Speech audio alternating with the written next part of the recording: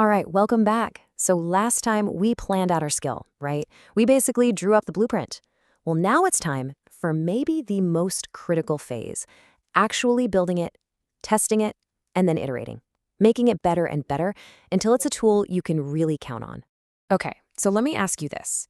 Why do so many new tools and workflows just fail when you put them to the test? We've all been there, haven't we?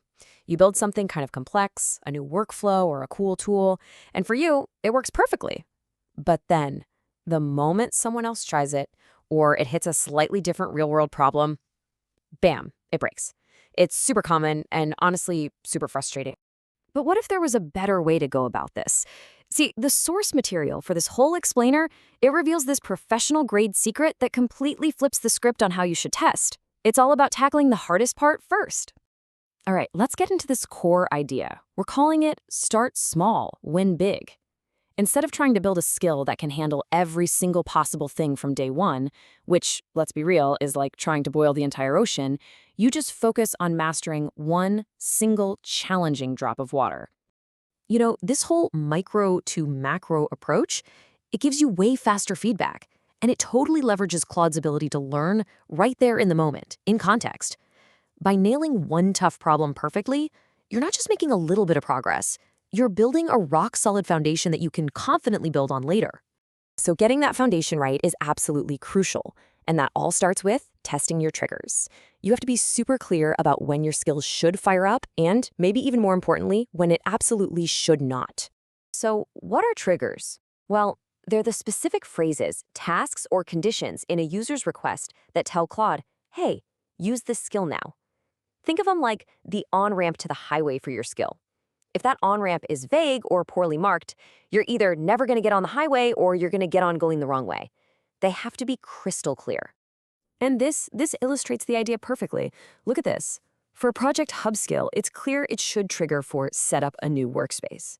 But you have to be just as specific about what it doesn't do. It should not trigger for what's the weather. Defining these boundaries is what keeps your skill from jumping in when it's not wanted. Okay, this is where it gets really interesting. We've done the micro test, right? Now let's talk about the macro payoff and proving your skill's value. Once it's working, how do we prove it's actually better than just trying to prompt Claude by hand? Turns out, the difference is huge. Right, so the goal here is to get some real hard data. You want to run a head-to-head comparison.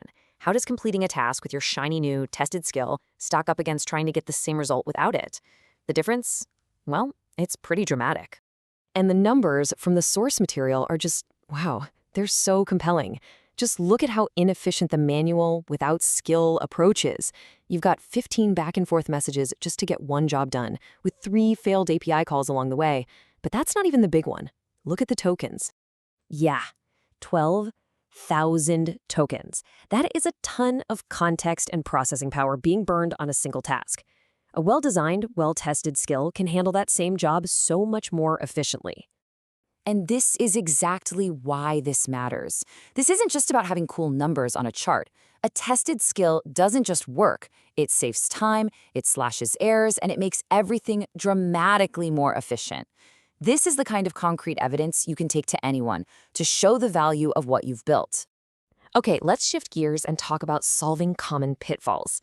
There's a problem you are almost certainly going to run into in the real world. What happens when your skill is just a little too eager to help out? Yeah, it's called over-triggering. And it's a super common issue where a skill just activates for totally irrelevant queries. It causes confusion, it causes frustration. Basically, it's a classic sign that your skill's description and trigger conditions just aren't specific enough. It jumps in when it's not needed, and that just annoys people. So what are the signs of over-triggering? You'll see the skill loading for totally random stuff. Or, and this is the really bad one, you'll see users actually start disabling your skill. That's a huge red flag. If you see these signals, don't panic. It's a very common and thankfully a very fixable problem. So the obvious question is, how do you fix a skill that triggers way too often? Well, as you might guess, the solution is all about going back to those triggers and making your instructions to Claude even more precise. And it's a pretty simple 2-step process. First, you add what are called negative triggers. You're explicitly telling Claude when not to use the skill, just like we saw in that Project Hub example. And second, you go back and refine the skill's main description to narrow its focus and make it really sharp. Okay, and all of this brings us to the final and honestly, probably the most important takeaway from this chapter, the improvement loop. See, testing isn't some one-time thing you just check off a list. Nope, it's a continuous cycle of getting better and better. This right here, this is the professional workflow in a nutshell. It's an iterative cycle. You use your skill in real-world situations. You actively hunt for those weird edge cases and failures. And then, and this is the key, you use those examples of failure to make this skill stronger. And then you just repeat. So by following this whole process, you've done it. Your skill is now tested, it's proven, and it's reliable.